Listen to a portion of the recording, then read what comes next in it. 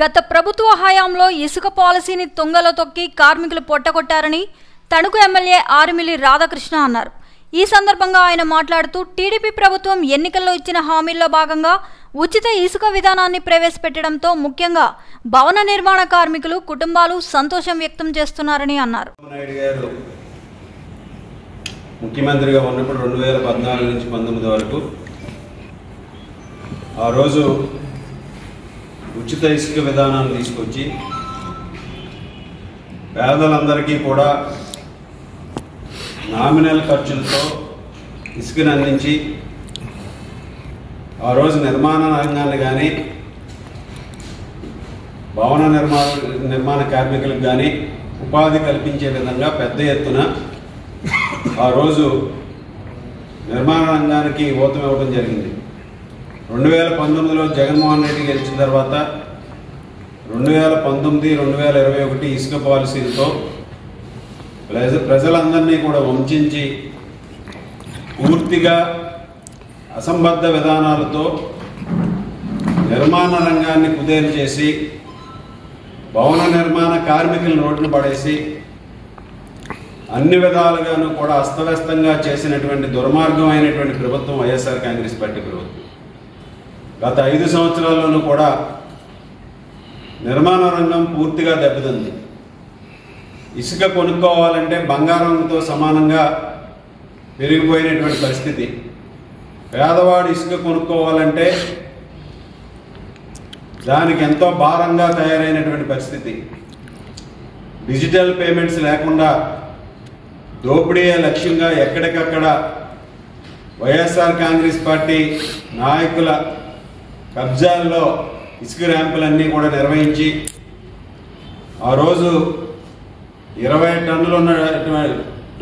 టన్నులు ఉన్నటువంటి లారీల ధర 60,000 వరకు కూడా అమ్మినటువంటి పరిస్థితి మనందరం కూడా చూసాం. ట్రాక్టర్ ధర 20,000 రూపాయలు ఉండేది. ఆ విధంగా ఇసుక దోపిడీతో పెద్ద ఎత్తున ప్రజలను దోచుకుని ఎక్కడా కూడా డిజిటల్ పేమెంట్స్ లేకుండా డబ్బు రూపంలోనే ట్రాన్సాక్షన్స్ చేసి దాదాపు 5 సంవత్సరాల్లోనూ కూడా 50,000 కోట్ల రూపాయలు పైగా ఈ ప్రభుత్వం ఆ రోజు జగన్మోహన్ రెడ్డి ప్రభుత్వం దోచుకోవడం జరిగింది.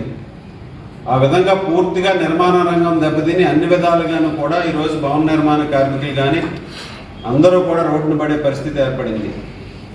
ఈరోజు అటువంటి పరిస్థితి నుంచి మరలా భవన నిర్మాణ రంగానికి కానీ అదేవిధంగా నిర్మాణ రంగానికి కానీ ఊతమిచ్చే విధంగా చంద్రబాబు నాయుడు గారు ముఖ్యమంత్రి అయినటువంటి నెల రోజుల్లోపే నూతన ఇసుక విధానం ద్వారా ఈరోజు ఉచిత ఇసుక విధానాన్ని తీసుకురావడం జరిగింది.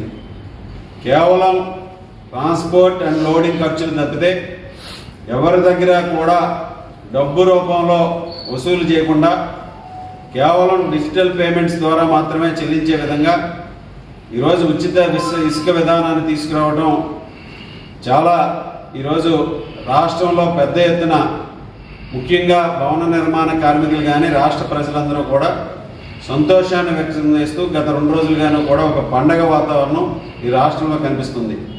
ముఖ్యంగా పేదలు దిగువ మధ్య తరగతి వారు అందరూ కూడా ఇళ్ల నిర్మాణాలన్నీ కూడా వాయిదా వేసుకుని ఈరోజు ఉచిత ఇసుక విధానాన్ని ప్రకటించిన వెంటనే వారందరూ కూడా క్యూలు కట్టి ఈరోజు కేవలం ట్రాక్టర్ ఇసుక ధరని 1,300 రూపాయలకి 1,200 రూపాయలకి అదేవిధంగా లారీ ఇసుక ధర 4,000 రూపాయలకి 5,000 రూపాయలకి తీసుకెళ్తున్నటువంటి పరిస్థితి మనందరం కూడా ఈరోజు కనిపిస్తుంది. గతంలో ఇదే ట్రాక్టర్ ఇసుక కొనాలంటే 20,000 రూపాయలు ఉండేది. లారీ ఇసుక కొనాలంటే 40,000 రూపాయల నుంచి 60,000 రూపాయల వరకు దోచుకున్నారు.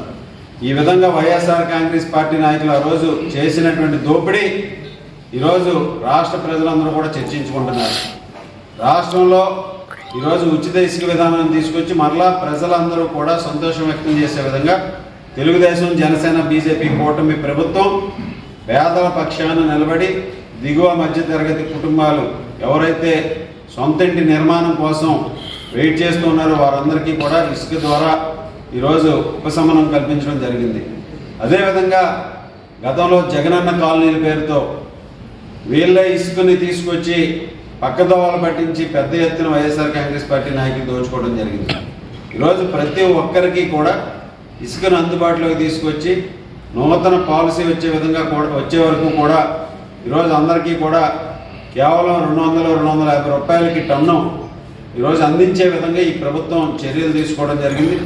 దీని పట్ల ముఖ్యంగా ప్రజలందరూ కూడా అలాగే భవన నిర్మాణ కార్మికులు కానీ ఈరోజు పెద్ద ఎత్తున సంతోషం వ్యక్తం చేస్తూ వారందరూ కూడా చంద్రబాబు నాయుడు గారికి, పవన్ కళ్యాణ్ గారికి, అలాగే బీజేపీకి అందరికీ కూడా ఈరోజు వారు కృతజ్ఞతలు తెలియజేస్తూ పెద్ద ఎత్తున హర్షం వ్యక్తం చేస్తున్నటువంటి పరిస్థితి మనందరం కూడా చూడొచ్చు.